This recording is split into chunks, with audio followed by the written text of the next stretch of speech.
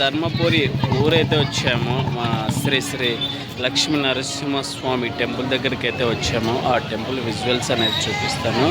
So guys చూస్తున్నాండి, లోపలికి వెళ్తున్నాము. చుట్టుపక్కల షాప్స్ అయితే ఉన్నాయి, చాలా బాగున్నాయి.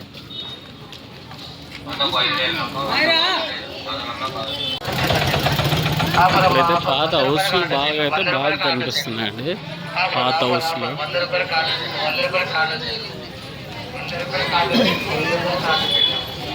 అన్ని పాత హౌస్లు చాలా బాగుంది.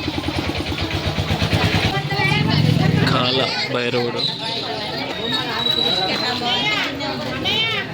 సో గాయస్ సత్యవతి అమ్మవారి టెంపుల్ దగ్గరికి అయితే వెళ్తున్నాము. వెనకాల ఉంది.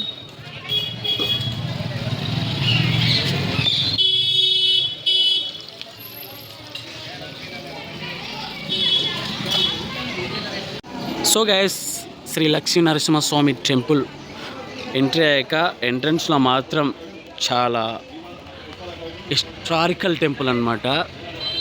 శ్రీ సత్యవతి దేవాలయం ఇసుక స్తంభం అన్నమాట. శ్రీ సత్యవతి అమ్మవారు ప్రాచీన చారిత్రాత్మక టెంపుల్ అన్నమాట. నా వైపు తప్పు లేదని చెప్పి ఇసుక చేస్తే స్తంభం అయిందనమాట. అమ్మవారు ఇసుక వేస్తే ఆ స్తంభం అయిందనమాట. చాలా హిస్టారికల్ టెంపుల్ అనమాట అది. అది స్తంభము, ఆ స్తంభం కనిపిస్తుంది కదా, దాని కింద ఉంటుందన్నమాట. చూసి నేను షాక్ అయినా. యాక్చువల్లీ ఫొటోస్ దిగకూడదు, వీడియోస్ విజువల్స్ తీయకూడదు అనమాట. మీరు ధర్మపురి వస్తే కంపల్సరీ చూడండి. ఇది కూడా మీకు ఆల్రెడీ తెలిసే ఉంటుంది. తెలియని వాళ్ళైతే కంపల్సరీ ఇది చరిత్ర అనేది తెలుసుకోవచ్చు కంపల్సరీ. శ్రీ సత్యవతి దేవాలయం.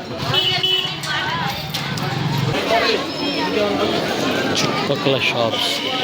వచ్చేసాం టెంపుల్కి. టెంపుల్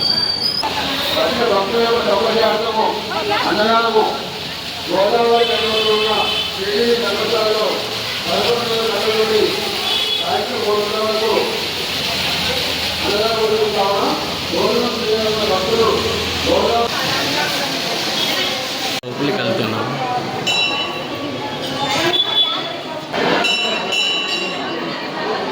అయితే చేసుకున్నా, చాలా బాగా జరిగింది. లక్ష్మీ నరసింహస్వామి ఫొటోస్ తీయకూడదు, పర్మిషన్ లేదు అసలు.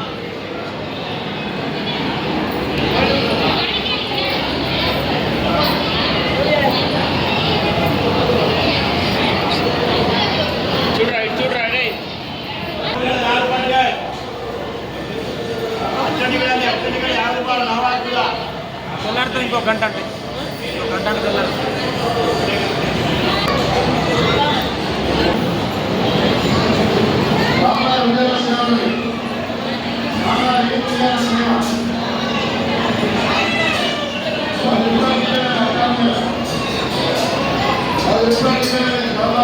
చూడండి, చాలా పురాతనమైన టెంపుల్ అండి.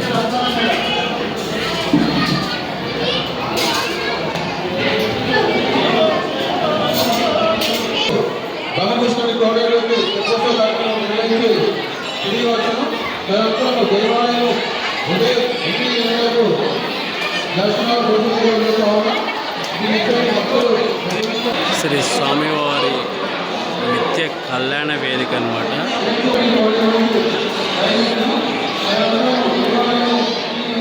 శిల్పకళా వేదిక అన్నమాట.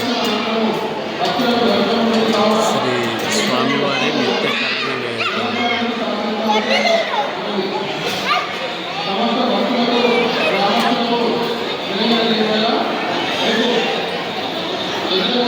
చూడండి ఎంత పురాణాత్మ.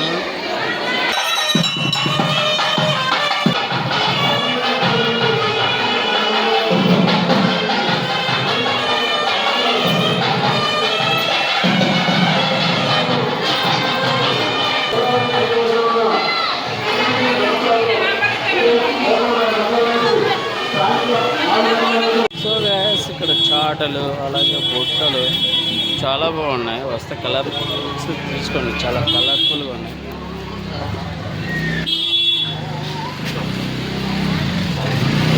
హౌసెస్ కూడా చాలా పాతగా ఉన్నాయి చూడండి.